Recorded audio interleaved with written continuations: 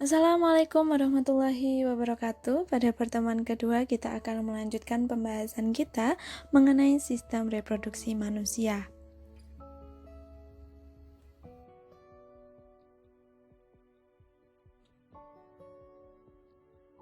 Pada pertemuan sebelumnya kita telah membahas mengenai pembelahan sel, organ reproduksi manusia, spermatogenesis dan oogenesis.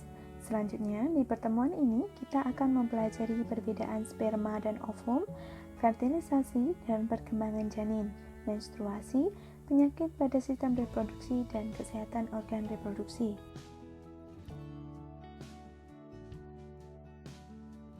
Pada pertemuan sebelumnya, kita telah membahas mengenai sistem reproduksi laki-laki yang dapat menghasilkan sperma dan sistem reproduksi wanita yang dapat menghasilkan ovum. Nah, pada kesempatan kali ini kita akan membahas perbedaan antara sperma dan ovum. Bisa kalian lihat di slide, di situ ada gambar sperma di mana terdiri dari kepala dan ekor. Nah, untuk ciri-ciri sperma itu sendiri, yang pertama dia dapat bergerak, kemudian ukurannya lebih kecil.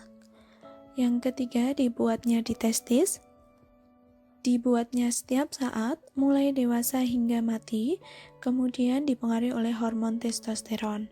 Sedangkan untuk ovum sendiri, dia sifatnya diam, kemudian sel yang terbesar dari sel mamalia, dibuatnya di ovarium, dibuat sebulan sekali, dan dipengaruhi oleh hormon estrogen.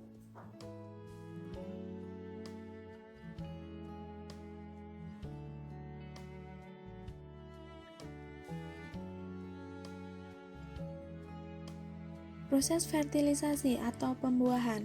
Ketika ovum telah matang, ovum dikeluarkan dari ovarium menuju uterus. Proses pelepasan ovum dari ovarium disebut ovulasi. Dalam perjalanannya ke uterus, jika ovum bertemu dengan sperma di tuba falopi atau saluran telur, ovum akan dibuahi oleh sperma. Proses pembuahan ovum oleh sperma disebut dengan fertilisasi.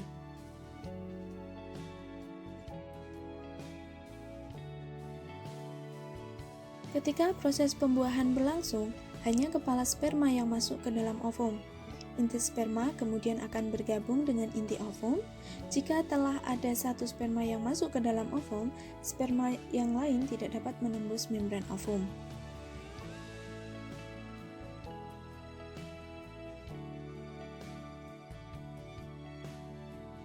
Ketika ovum dan sperma bertemu di tuba falopi, mereka tadi akan melakukan pembuahan atau yang disebut dengan fertilisasi.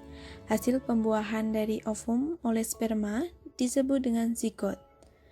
Zigot yang sudah terbentuk nanti akan terus bergerak dari saluran telur menuju ke uterus. Selama pergerakannya menuju uterus, zigot membelah terus-menerus secara mitosis membentuk kumpulan sel yang disebut embrio.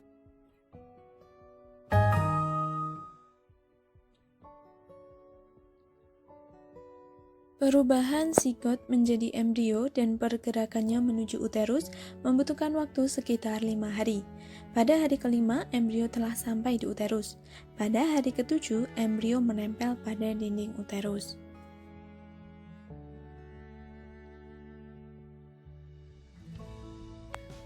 Setelah hari ke-12, terbentuklah lapisan luar atau yang disebut dengan ektodermis, bisa dilihat di gambar, dan lapisan dalam endodermis pada embrio. Kemudian terbentuk lagi lapisan tengah yang disebut dengan mesodermis. Jadi yang paling luar itu adalah ektodermis, kemudian ada lapisan dalam endodermis dan lapisan tengahnya yang disebut dengan mesodermis.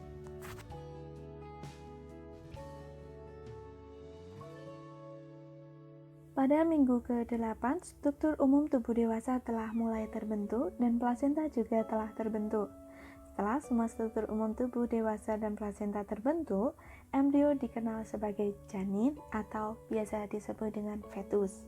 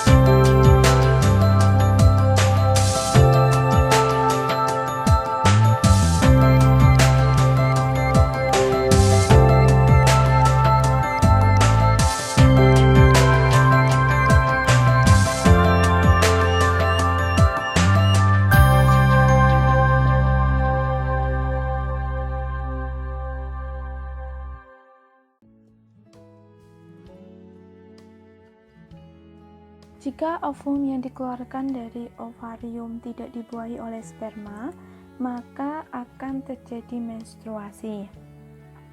Sejak masa pubertas 10-15 tahun, tubuh wanita mengalami proses bulanan yang disebut dengan siklus haid.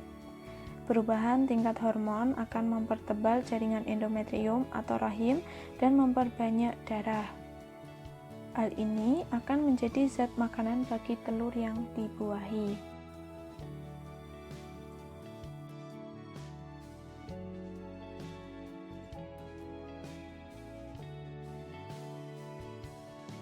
Berikut adalah gambar perubahan dinding rahim saat sel telur masak dan saat menstruasi. Untuk gambar yang pertama itu adalah gambar pada minggu 1 di mana wanita itu mengalami menstruasi. Lapisan rahim luruh dan keluar sebagai aliran darah haid melalui vagina. Masuk minggu kedua, lapisan rahim menebal kembali sebagai persiapan untuk sel telur berikutnya yang matang dalam indung telur. Masuk minggu ketiga akan terjadi proses ovulasi, yaitu keluarnya ovum dari ovarium, di mana telur matang lepas dari indung telur, dan telur yang sudah dikeluarkan tersebut dapat dibuahi dalam waktu 36 jam di dalam saluran telur atau tuba falopi. Masuk minggu keempat, telur akan bergerak mencapai rahim. Jika telur tersebut telah dibuahi, akan tertanam atau implantasi di dinding rahim. Sebaliknya, jika telur tersebut tidak dibuahi, akan meluruh dan keluar bersama lapisan dinding rahim sebagai darah haid. Kemudian siklus akan kembali ke minggu pertama, di mana mengalami fase menstruasi.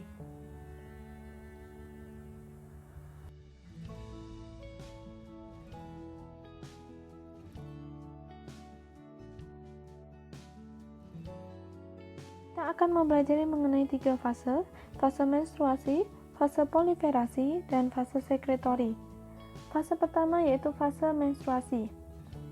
Pada fase ini, hormon FSH atau yang disebut dengan follicle stimulating hormone yang di grafik ditunjukkan oleh warna hijau akan memicu berkembangnya folikel dalam ovarium. Hormon FSH adalah hormon yang dihasilkan oleh kelenjar pituitari atau hipofisis. Kelenjar tersebut terletak di otak bagian depan. Pada fase ini, dinding rahim luruh dan seseorang perempuan mengalami menstruasi.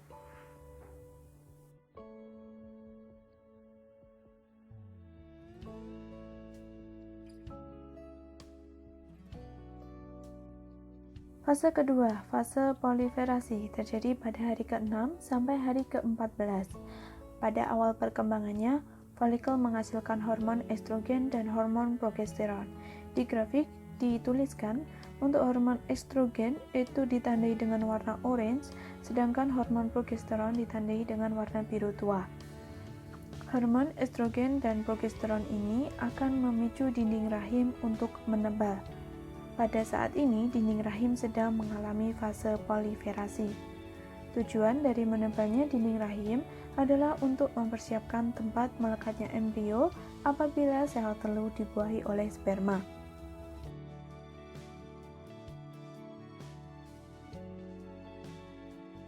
Sedangkan fungsi lain dari hormon estrogen adalah memicu kembali kelenjar pituitari untuk menghasilkan hormon FSH dan LH, luteinizing hormone. Hormon LH terus diproduksi dan meningkat secara mendadak. Bisa dilihat di gambar, di grafik itu digambarkan dengan menggunakan warna biru muda. Peningkatan hormon LH ini akan memicu pengeluaran sel telur dari folikel yang telah matang. Proses ini disebut dengan ovulasi.